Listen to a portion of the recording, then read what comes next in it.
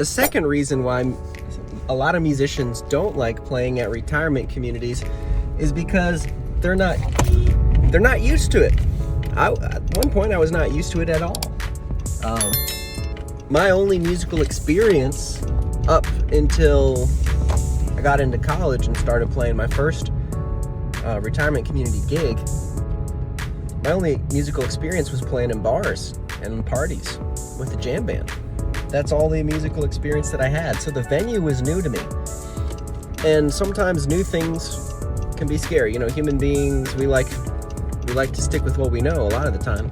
It did take me a little while to get used to playing at retirement communities, especially because the way that I started out was playing in skilled nursing.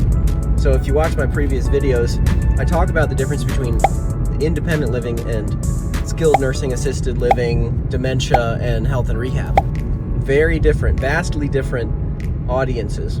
So I started out in skilled nursing, and I thought that that was the entirety of the scope of retirement communities, but it's not, and I had to learn that pretty quick.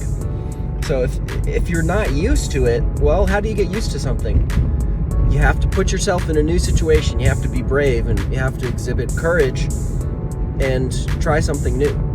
And if you've never played at a retirement community, it's a great way to try something new and to get better at your craft, to get better at playing different audiences, so you'll be a more well-rounded musician. So that's a really good thing. And you can't get good at something without doing it, without trying it. Oh, a lot of the times I think taking that first step is the hardest part, but once you take that first step, then it gets easier. And you get more used to it, and you get better at it, and you develop a skill set. It took me a long time to do this full time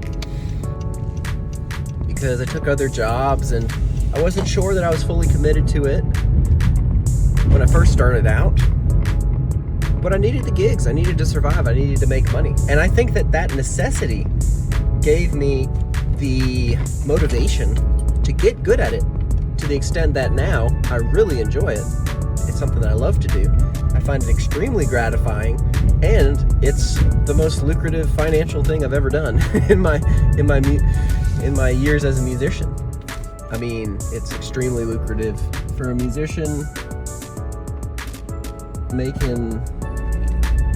Bringing in, so there's expenses, but I mean, this December, y'all, I'm bringing in a lot of money. I'm bringing in probably $9,000 in December, and there's a lot of private parties that go into that.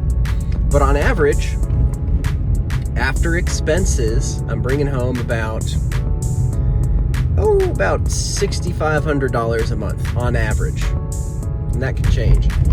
So that's pretty decent income, y'all, for a musician working semi full-time. It's not even full-time. It's like part-time. It's incredible. So that's another reason why you should, if you're interested, take the leap and make the call and book yourself at a retirement community. If you need help doing that, I have an ebook. It's easypianogigs.com/ebook. You can download it. It's like $5 at the time of the video. It might be 20 or so, I don't know, because of inflation. But get yourself a copy if you're interested. I teach you how to do that. And don't be shy. Take the leap, try something new, and you won't regret it.